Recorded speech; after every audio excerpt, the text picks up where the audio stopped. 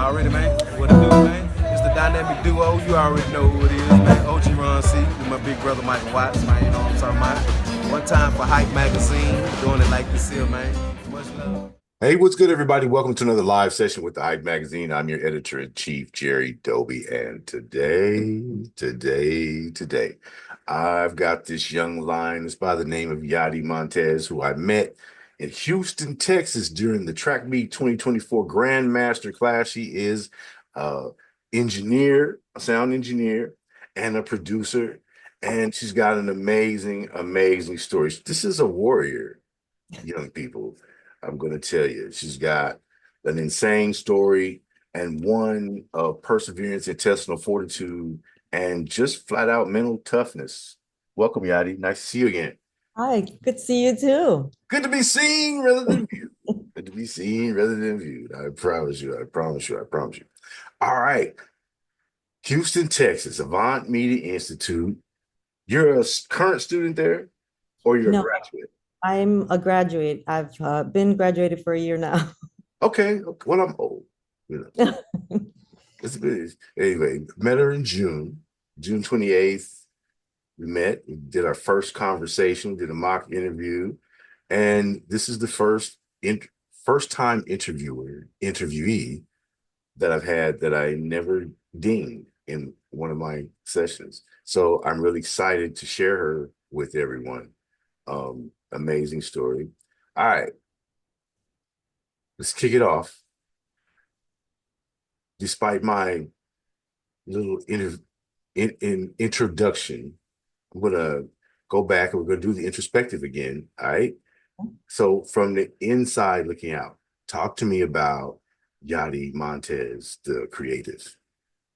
Well, the creative, I think I'm a person who likes to definitely be observant of my surroundings, and I like to study people more than anything because people can tell you a lot by not saying anything and just being themselves. Mm. They can tell you a lot with their mannerisms. So I really like exploring what people are like out in the wild, I guess. But as a creative, I take a lot of inspiration from that and from, my personal travels and my personal experiences.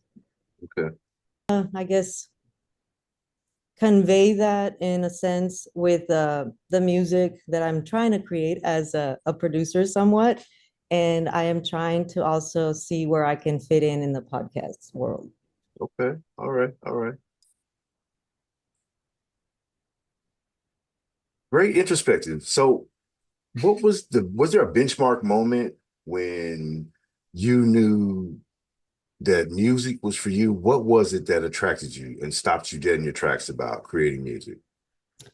Okay, well, my background is musical in a sense. My family, has done a lot of things with music.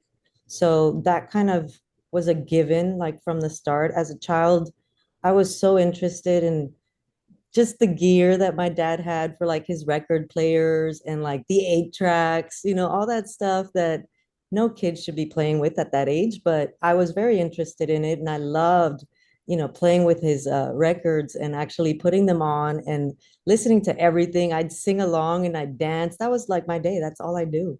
So growing up, um, I really decided that I wanted to follow music, but I didn't know how. So the first way that I started was playing the cello in school. And then after that, um, I just kind of didn't know where, to go with it. And after finding Avant, that's, when I really decided, okay, I think I'm going to definitely follow this Mm, and go for the music, okay. So you're a musician as well, the cello. the Now, cello. she's a munchkin, and that cello is like 3 times taller than her, but she obviously handled it. What made you pick the cello, a string Well, instrument? it was kind of chosen for me because Okay. I wanted to play the violin. But when I went in to sign up for orchestra and all that, they had already, filled that section. So they're like, well, you can either go for the viola or the cello. And I said, you know what? I'm going to go for the cello because I feel like it's richer tones.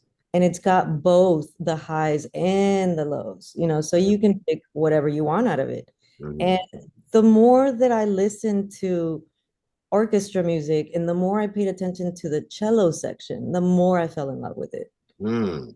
The range The and range, gives you and a lot of options. a And lot of it is a unique instrument in that sense. Now, I don't make music. I like to listen. And of course, as we discussed before, I grew up in concert halls. My mother was a concert pianist. So I love the ranges. And the cello is an exceptional instrument to me, yeah, from the outside looking in, and offers a lot of dynamic accents and can be the full structure of a song, actually. exactly. It offers so much emotion because it's such a rich sound. Hmm. Okay. What do you enjoy the most? Let's stick with the cello, but what do you enjoy the most about laying into strings? Honestly, I think that just being able to put that cello on your chest and feel the music as you're playing and strumming along with it, like it's just such an experience. I Hmm. wish people could actually sit down and play it once because Hmm. they would realize how different it is to other instruments. Hmm. And then it's leaning up against you. So you're feeling the vibrations The and different vibration. changes. Does it have any kind of a healing aspect for you? Does it soothe you? I Because I think it understand you have does. some challenges.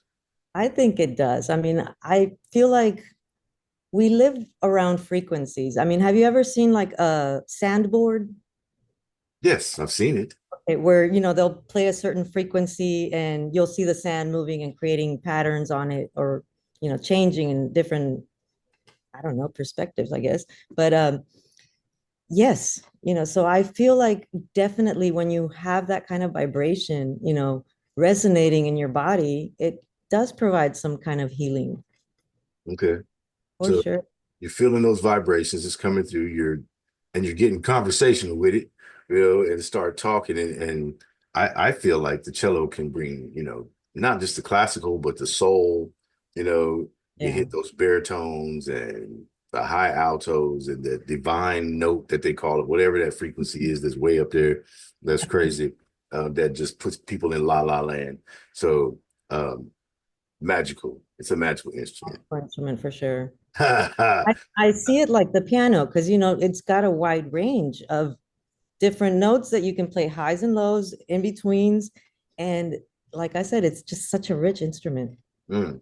such a rich instrument. And like I said, you have to put it on your chest and you have to, kind of like hold it with your knees. So you're kind of like straddling and like hugging this instrument. So it's definitely resonating within you while you're playing it.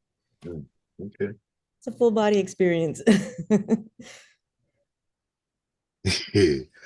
Anyway, yeah, I could see that. I have just been like in the audience at in the concert halls and just going, I don't want to hear the piano anymore. I want to hear the string section, you know. And I kind of rock with the lower tones. That I feel that. Of course, I got tinnitus, so higher tones don't help. The lower tones are really what reach me. So I have a greater appreciation that way. Sound design. Sound design. As a sound engineer, break that down for us, the process of sound design. First, define it, then Okay. break down the process. Okay, so I'm gonna give you a vague, I guess, just a description, Okay. but sound design begins with first figuring out what note is it that you're looking for? Okay. What sound, what instrument, let's say. So let's say I pick a guitar, right? It could be a steel guitar or it could be a nylon guitar, you know. There's a lot of different varieties. It could be Mhm. an electric guitar, it could be an acoustic guitar. So there's just so much. So let's say I pick one and I decide, okay, well, this note sounds great. I'm gonna take this note and I'm gonna put it in my DAW. And next, I'm gonna take a few filters and start changing it. So I'll either play with making it either more resonant or I'll make it, sound a little detuned sometimes, Mm, which can change the sound completely mhm. once you apply it to whatever it is that you're applying it to. So there's a lot of things that come into play with sound design. I've learned that there's different things that you can create while making the sound. For example, one of the plugins that we have or that I use a lot, you can pick, like I said, the guitar, and then you can add to it and like pick let's say a keyboard, Okay. a specific sound, like a glassiness to it, and you can make it sound glassy, you know, which is, I don't know, to me, it's very exciting to be able to take a guitar and then throw something else on top of it and change the sound completely and then make it sound kind of like a synth. And Mm, it's guitar. mm. So you can do a lot. Glassy. I've never heard that term. That's unique for me. Um, but the way you explain it is probably the same way I would explain the change in timbre for a vocalist, right? Am I on the right page? Yes. No, educate me. Okay. What's the most fun for you in create? So wait, you start with the process. Hmm. First, you're getting your sound, and then you want to get the tone to Hmm. start from, and then you start building the layers. Yes. Okay. Now, when do you know you have the real opening of a song? How far does it have to stretch out, and how many layers? Okay. You know what? That is a great question because I just started working on something a couple of days back, and I wasn't too sure about what I was building, but I wanted to, play with music and create something. So I started messing with a synth and I was playing with one of my plugins. It's called Serum. It's kind of cool because it gives you like a synth, but you've got a lot to play with. Okay, okay. So you can change a bunch, it's got a bunch of parameters. So you can change a bunch of parameters and change everything around, find different sounds and create anything you want. So I created 3 different tracks with that same plugin. And I found like 3 different instruments that I liked in it and created, like I said, one of each track. So I have 3 tracks going right now. And the way I know if it's any good at all is most of the time I'll sit with it on loop and I'll Mm, just keep listening to see if it's actually making any sense. okay. And whenever I see somebody pop in the room and they're like, hey, what is that you're playing? That sounds good. It sounds like you can build on that because there's always somebody listening here. Right, right, right. Uh, then I feel like, okay, I have something to build on now, so that's kind of like setting a foundation. I usually start with either a short melody, like a repeating melody, or I'll try to do a chord and then build from the chord. Okay. Or if not, I'll start with like the bass and just get the bass down, have a drum beat going so that I can start building on that. I started backwards the other day, like I said, and I started with a synth and Okay. made like a little melody to go with it. And now I'm trying to figure out how to add the drums into it. Okay. I could play Um, it for you if you want. uh, I said I could play it for you if you want. yeah, run it. Go for it. Let me show you. Okay, we get the live run through. Okay, Yachty in the studio. let me see if you can hear it. Let me see. Oh, it won't let me do it. Okay. How funny. That's never happened. Probably because you're on here with your computer Yeah, audio, and it's probably. It's yeah, gonna need, it's actually telling me it's gonna need the sound it's gonna card. need the sound card and the MIDI back. You need control of the mic. I need your MIDI. I need to control your MIDI. Yes, they Yes. want to control everything. I like okay. I sometimes edit audio interviews. Oh, she disappeared. Oh, give me a second. Oh, There we go. My computer's messing everything up. I'm gonna stop trying to play with it. uh, that was hilarious. I'm like, she ghosted us. Ah, no. Nothing but your name sitting right there. I'm like, I know she's there. I know she's there. I am here. It's okay. It's okay. We'll All get right, a we're back. chance to enjoy it. So, graduate Avant Media Institute, who was the diamond sponsor of the track meet 2024 Grandmaster class. Shout out to Avant. Shout out to Avant, shout out to Track Society, Bea, Beat Messenger, Chef Bella. Rico Blades, and of course Maestro the Great for Yes, sir. putting together an amazing, amazing summit. Speaking of summit, you were a recent graduate and you came back, went through the summit. How did you enjoy that, and what did you pick up, and what refreshers did you get? What was the most exciting part? You know what? Everything was amazing. Honestly, the most exciting part, and this is not because I'm talking with you, but it was meeting Don't you and do it. Don't do it. doing the Don't do it. interview. Oh Seriously. shucks. Oh shucks. First, because like I know how big of a deal you are, even though you try to be modest. I'm just a guy. But still, it's very impressive to meet you. It's so easy to talk to you, and you make everybody so comfortable that it's just you feel like an old friend. You really do. So Thank I you. that was the fun part of the whole thing. But it was really good to see a lot of the people that I did go to school with.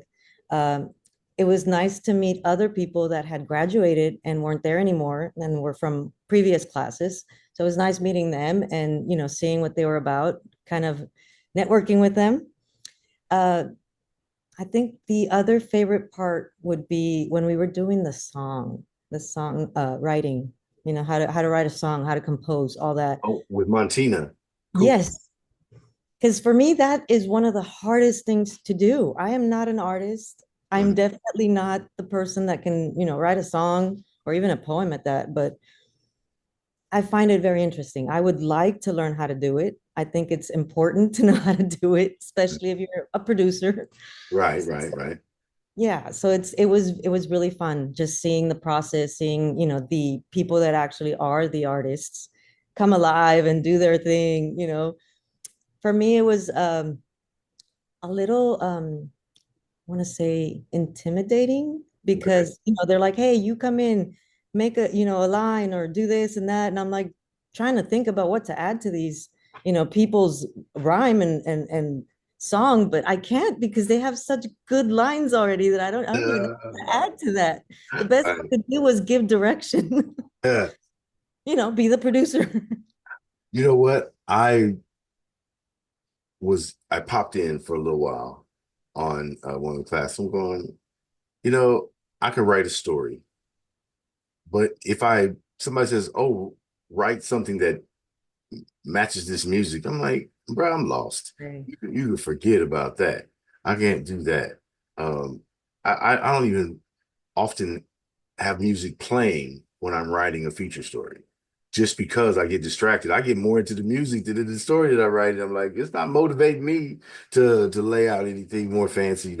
I might listen to some spoken word or something like that. When somebody's being real creative that way, I'm not, that's fly. Or strange enough, and this is the boring part about me. I'll listen to historical um podcasts like stuff from the Library of Congress. I'll listen to old orators as they're talking. James Baldwin, Nikki Giovanni, those people that were wordsmiths and literary giants. Those are the things that I listen to as I'm writing. I'm like, it's a That's challenge. not boring though. That's interesting. But to me, it is Yeah. because it works to what I'm doing. Um, but I'm the guy who belongs to the Word of the Day Club. Feel me? Like, not all that exciting. Um, Post track meet, have you had an opportunity to work with any of the other attendees or students from Avant?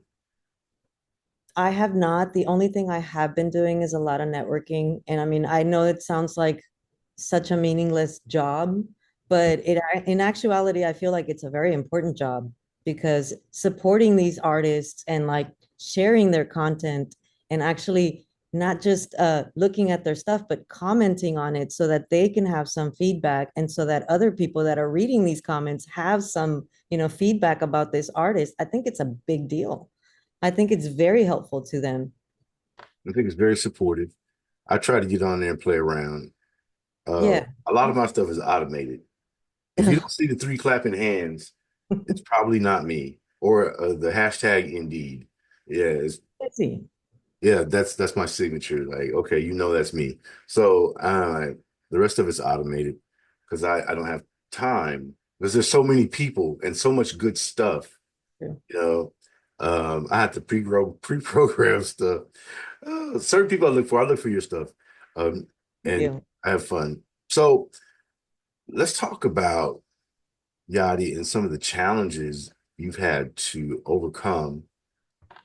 This woman is a story of triumph, intestinal fortitude, and I can't quit. Somebody I would go to war with because I know that they're going to cover their sector and they're not going to punk out, you know. And Um, and I love it. So if you feel like for our millions of people who tune into this, talk to me about your journey and how music maybe has helped you get through your physical challenges and your health challenges. Um, and on top of that, creatives also have mental health, special mental health issues, you know, that you work through. And tell me how you maintain that balance and how music plays a part in your overall well-being. it plays a daily part, honestly. But okay, so well, you know a little bit of my background, but I'll, expand on it for the viewers. So I have lupus and it's systemic, so it's pretty much all over the place. I was diagnosed at age 20. So I've been dealing with this for about 24 years now. And I thought you were only 24, 25. I wish. Okay, okay. Thank you. I will take that. So yeah, so this lupus thing, it's just been such a journey, honestly. Mm, And it's been incredibly informing. I've learned so much, not just about myself, but about other things, just because I've had to, and I've found it incredibly interesting too. So with lupus, it actually attacks your immune system. So what it does is it's basically your immune system turning against you. mm, So it can attack any part of your body. For me, it started with muscular skeletal. So I started having issues where I couldn't move my hands, and I would have a really hard time even trying to type or open a door. I couldn't move it. And it slowly started spreading all throughout my body to every joint, to the point where I couldn't even get up or walk or anything. And finally said, you know what, I think I need to see a doctor. right, At age 20, who thinks about that stuff? right. You're just starting to do stuff, I guess. It's not enough to feel that way. Mm, So when I got checked and they first thought it was RA, they treated me for that. None of the medication worked. So they didn't know what else to do. So they started doing labs. And in one of the labs, there's a specific ANA test that they do. And they found these cells that told them, yeah, sure enough, it's lupus. So from there on, we started treating it, but nobody tells you that the medication they give you is like a double-edged sword. And it helps you with one thing, but it damages other things. So along with me trying to control this disease came getting, damage from the medication. right. So I had to deal with that. And along the way, I happened to get pregnant again for a third time. And that isn't a great thing to do when you have lupus. I didn't know this, Uh, but it's not something you want to do because your body definitely starts turning against you. And oh, not yeah, I can imagine. not only attacks you more, but it starts attacking the baby. And there was a possibility that I would probably not go through the pregnancy in full term. So that was also scary. Understood. Yeah, and like I didn't even know I was pregnant until I was about 5 months pregnant. And I only found out because I did a home test and I didn't believe the test just because they told me that my medications could cause a false, reading. And, I wasn't having any symptoms or anything. And I just didn't think that that was, an issue because I was taking care of myself. So I went to the doctor, did a blood work, and sure enough, they're like, yeah, you're like 5 months. you want to go do an ultrasound? So I was like, yeah, let's go figure out what this is. And for some reason, I knew it was a girl. I knew it was a girl. Yeah, I just did. I always knew throughout my pregnancies. It was really weird. I always knew what I was going to have. Mm, So here comes the girl, and I'm like, well, I'm 5 months along, and my doctor's telling me, we should probably not go through with this. I said, "Oh, there's no way I'm not going through with this. It's one, too far along, and two, I'm just not going to do that." right. So, I prayed to God and to everything in the universe that whatever happened, let this, go to term, and whatever happens, let it happen to me, Good. not to anybody else. And luckily, my prayers were answered that way. But, with me asking for that came my body decalcifying because one, the pregnancy, and two, during the pregnancy, the lupus started attacking me so bad that I was going blind. Oh So it my. was attacking my optical nerves. And I didn't know what to do because I was having like black spots coming, in my view, and it was scary. So I had to go into the ER, at that time because they didn't know what else to do. And they took me in, put me in the hospital for, I don't know, it was like 3, 4 months. It was a long time. And they pumped me full of steroids. So I was getting like a thousand milligrams of steroids IV for 3 days. Yo. And yeah, during that time, as fast as they pumped them in, that made me balloon to like such a great size that, my whole skin stretched out and I had these horrible stretch marks that were deep and red and angry. Mm, But, whatever, that's fine. But what I didn't know was that with all of that, all those steroids they were giving me, and the fact that I was pregnant, that I was, losing all this calcium. mm. I didn't know that my back would collapse. So Oh, I also got compression fractures because of the weight from the pregnancy and ballooning, to like 3 or 4 times my size right now. So I didn't know that was going to happen. Ended up with compression fractures. Ended up having to get my back cemented.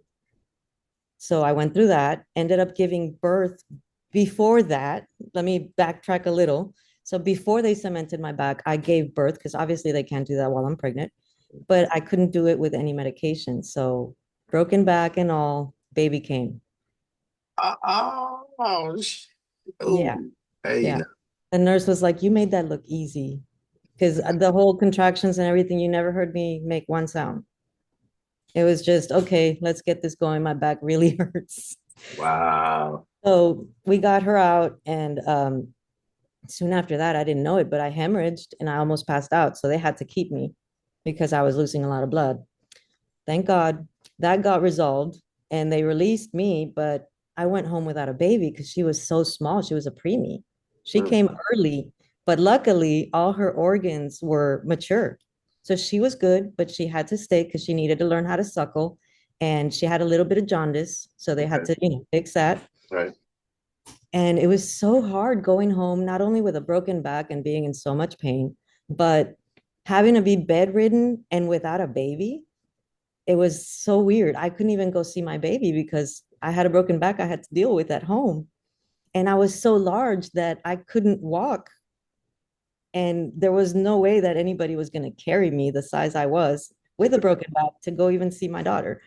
So I had to wait about, was it, I think it was about 6 weeks, 6 to 8 weeks, something like that. And she came home after that. Okay. And then after that, it was still having to deal with getting the back cemented. And then after that, I had a bunch of complications where my lungs filled up with water and they had to drain that. And then we had a bunch of other complications where I developed certain things that sound like a third world thing. Like, for example, there was this fungus that started growing in my blood called cryptococcus. And that was also because my immune system was low. And it was, because of the steroids and the other medications I was taking for the lupus. Mm, So I had to go into an emergency, pretty much operation for that. Because I couldn't hold anything down, food, water, nothing. So they put a feeding tube in me. So I had a feeding tube in me for a while, and that caused an infection in my arm. So they had to cut out 6 inches of my vein in one of my arms. Yeah, so that was I one of the said, complications. I said, this line is this dynamo here has been through the ringer. We're not even halfway there. Oh, we're not gonna take them all the way there because Oh, no, we're not. we're gonna have people on the floor crying. We're It's not. amazing.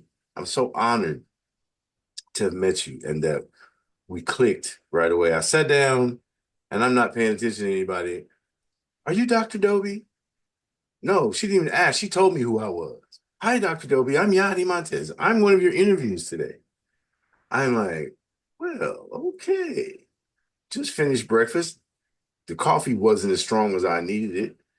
And here this bubbly person is talking to me, and I get to interview her later, but you made it so pleasant, you know, for me to be in a strange place and around a bunch of strange people doing what we were doing. And you helped ease my day. I'm glad. Yeah. And then I was looking for you the next day. I'm like, okay, I need Miss Smiley over Oh, here. I was so happy that you did because I felt the same. I was like, okay, who am I going to hang out with? Because like everybody was going their own way. Mhm. So when you came looking for me, I'm like, oh, yes, let's go. I'm so Hang out. comfortable with you after we talked. Yeah, I enjoyed it. I'm sorry I didn't get an opportunity to meet your spouse. Um, I would have enjoyed that, but I'll be back, and Yes, we'll make a concerted effort to do that. we'll be in touch. I'm sure there's going to be another track meet. Oh, I have family. Houston is like my second home, Well, uh, there you go. and then I found a chef out there who does smoked oxtails. Oh, Yeah, so that's a problem. yes. That's gonna be Very famous. frequent flyer miles, Jack. Oh, Go get the smoked oxtails with when you go, I avocado. want to go. Oh my God. Yeah, we just all hang out. I get a chance to meet your husband, kids. We just go have some good food and hang out. Yeah. Um, so you said you're working on a few pieces.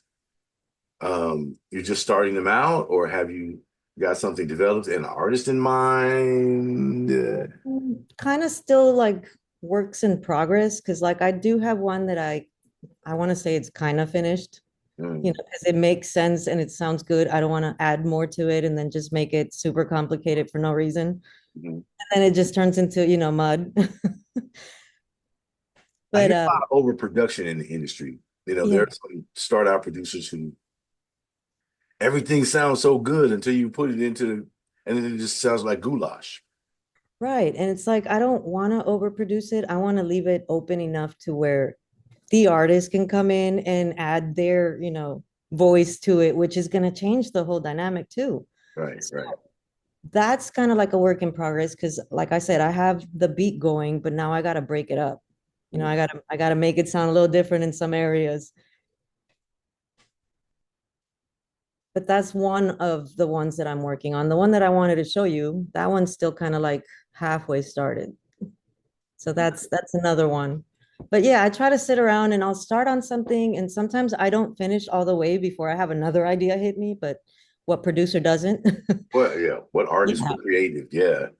exactly. What creative doesn't? So I'll kind of pause on some things and like go to that idea and try to just at least lay something down before it escapes my mind.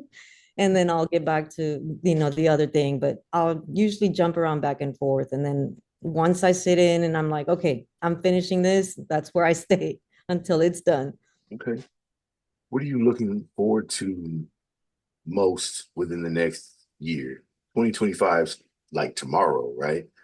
Yeah. Um, do you have a timeline for placements? Are you also, I think we talked that you were interested in like doing music for sync placements for films and television stuff. Is Yeah. that a different process than for working with artists? Totally different. Yes. Okay. Totally different kind of contract, totally different kind of pay. But yeah, it's totally, how can I say it?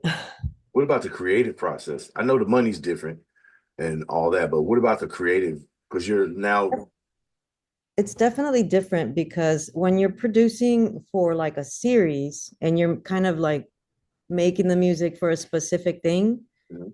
you got to keep that in mind and kind of try to keep it consistent so that it actually, keeps that whole motif, I want to say, together. Right, right, Because usually the person that wants to get your music, they have an idea in mind already. So right. you try to build on that. Sometimes I'll look at like certain series and I'll listen to what kind of music they're playing. And then I'll think, okay, I'm going to make a piece like that. And it'll go with something like, let's say, country western type of series, or a sci-fi series. The Okay. music for that is totally different than the country, so Right. yeah, completely different process. How many hours a day do you find yourself in the studio in front of your computer at the board? Honestly, I wake up and I try to get up here around 10-ish in the Okay. morning, and then I'll take a break around 1 or 2. Okay. And if I don't start doing something else around my house, or I have something to do outside of the house, like errands or a doctor's visit or something, I'm in the studio. I'll just sit here instead of watching TV, or I'll turn on my TV back here and, let that play while I do something. But I'm more interested in just trying to get my skills up. So if I'm not creating something, I'm usually trying to do a tutorial or Okay. try to, do research on something that I'm interested in just so I can grow in that area. Okay. You said, you sound like me. That's why I said, what do you mean you're boring? You're not boring. You just have certain interests and they're very specific. So That's true. This is true. it's I good. It's good because I you I, built on that. I love it. I mean, I love what I do. Obviously, you love what you do, I and I do. have enjoyed getting feeling your joy in what you do. And I can't wait to hear a project. I've, seen you online. There's some snippets and things going in and out, but like I'm ready for a Yachty A full project. project. Yeah, let's get it. Let's do it. I'm Let's, gonna I'm gonna try to get one done and I'll send you okay. a copy. Yeah, because I want to support. I really um am impressed by your attitude and your openness and your awareness of what's going on in the world, plus what's going on with you and how music plays into your life. And it's really interesting to watch creatives do their thing and make magic out of nothing. I just like, what is the weirdest sound outside of your studio and outside of your own mind that sparked a creative session? Like you're walking down the street and say, "Oh, gotta go. Nope, can't go on that shower spree. Got to get back to the studio right now, right now." Okay, so you caught me at an awkward place right now, but I can answer that without specifics though, because I can't think of the specific name of this bird. But there's this one bird Okay. that for some reason had never been captured before. It's like the rarest sound in the world. And I listened to it recently because I found it online. I just so happened to like come across this sound online and I'm like, what is that? It's just so haunting. I can't remember the name of the bird right now, but oh my gosh, that sparked a session for sure. I immediately went online, found this bird on YouTube, uh, try to find the sound. I try to find the sound of, the song it was creating. Hmm. And I put it into a DAW and I was like, I am gonna make this a beat somehow because it's just such an interesting like Okay. sound. I don't know how to explain it to you. I need to find it and send it to you. That's why I said it's so you caught me at an awkward time because I can't remember the name of it. That's okay. You'll figure it out. It's something for us to come back and talk about as you build it out and be like, remember what we were talking about? Here it is. Remember that crazy bird I told you about? Uh, Now, are you currently taking reach outs from artists or movies or anything? How do they find you and say, "Hey, I would love to, hear what you have, and can we work together?" You know what? I'm still building on that. I've actually had uh distributors is what I want to say. Like distributors Uh, reach out to me and they're like, you need to sign up with us so we can start putting your music out. Because they've mm, heard some of the music that I post sometimes. And I'm mm. like, oh no, it's not even ready. I'm not ready for that yet.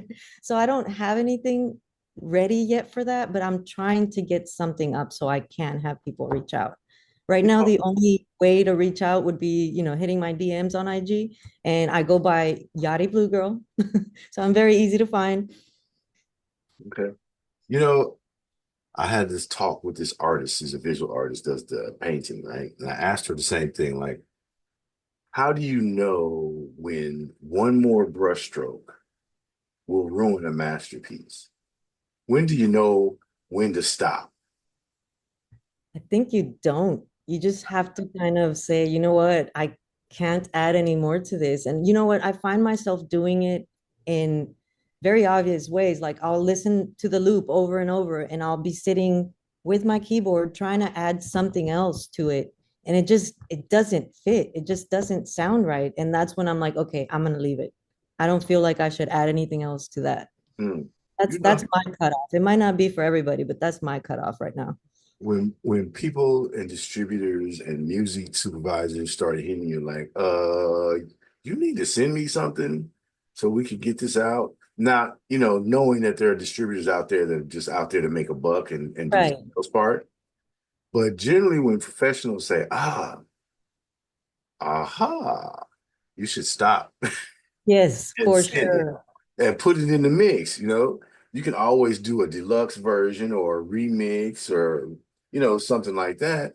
But that would be me because I'll sit and do a story and write a story, and I might take 4 hours when it should only took me an hour and a half. You know, Did you have so much material to choose from? but I agonize over the word placement, the punctuation, and I can only assume it's the same way when you're creating music. My comma might be your downbeat or, a symbol or a crash or something. And you're like, no, it's not ready. Yeah, And you're telling a story. I like the way that you put it, it has to make sense for you. makes This sense. the story makes sense. So it's a whole creation. And I, you have to have like little crevices carved in there because you want to make space for the artist to come in. mhm. Otherwise, it's just too full and there's no way to put anything else in there. Because they need to be part of the musicality, right? The Okay. song isn't complete. If it's a song, for an artist, then it's not complete until the voice comes in. That's the Mhm. other instrument that comes in. Okay. Okay. And if it's for sync, it's the idea, the emphasis for a scene or a commercial or something like that. So different mindsets. I Or you guess want to build it and like kind of tone it down a little bit because the scene might be changing a little. right, right, right. Okay. See, I told you she's a dynamo. She's a dynamo. I'm so glad I got a chance to see and talk to you again. Is there anything you wanted to cover that I may not have asked you? Hmm, trying to think. No, just I would hope more people try to come to that track meet because man, if you're not going, you are missing out. There is so much information and such great people to meet and network with, not just here in Houston, but throughout the United States. They came from all over the country. Over. It was amazing. The volunteers came from all over the country. The attendees, the participants came from all over the country. The facilitators, my Montina Cooper is part of the Mamas, which is the background singer group for Beyonce. Oh, wow.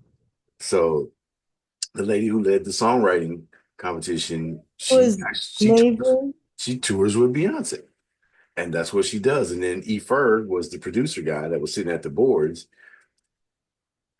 That man's got hardware. He is good. He got stuff that could be put on the mantle and wrap around a whole room. It's insane. And they came and said, this is where we are in our lives. We want to teach. And I really appreciate everybody who came out because, I traveled a ways. Uh, the other board members traveled, everybody, but Maestro had it easy. He lives in Houston and he teaches at Avant. We had to get on planes and deal with nasty people on the planes. I can't stand airplanes. Oh, God. Folks are just dirty. There's no reason to be like that. And An Airbus. It's an yeah, Airbus.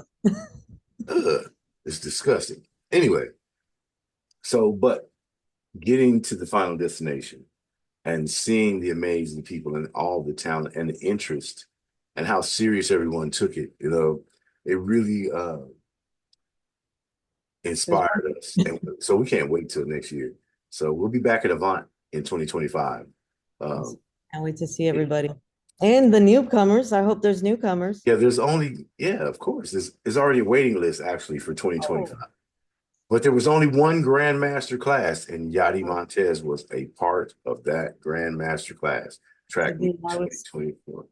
I was so grateful to be part of that.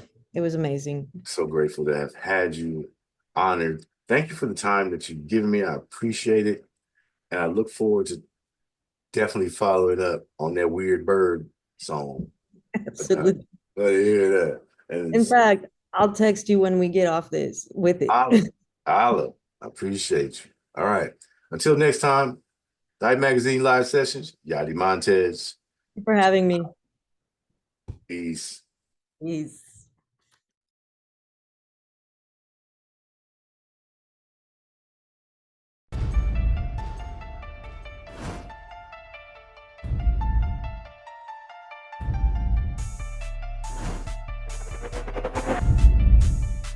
As an artist, we should reflect the time.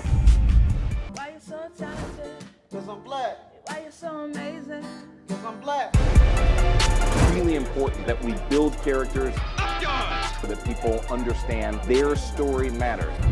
2 Chainz and I both are just really into good food.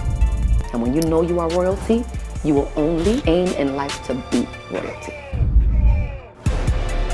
We're doing it right now. I don't give a damn what they say about me. Yes, I called your ass out. I know I shouldn't be saying this kind of. Shout out to Hype Magazine Network. Shout out to the Hype Magazine Network.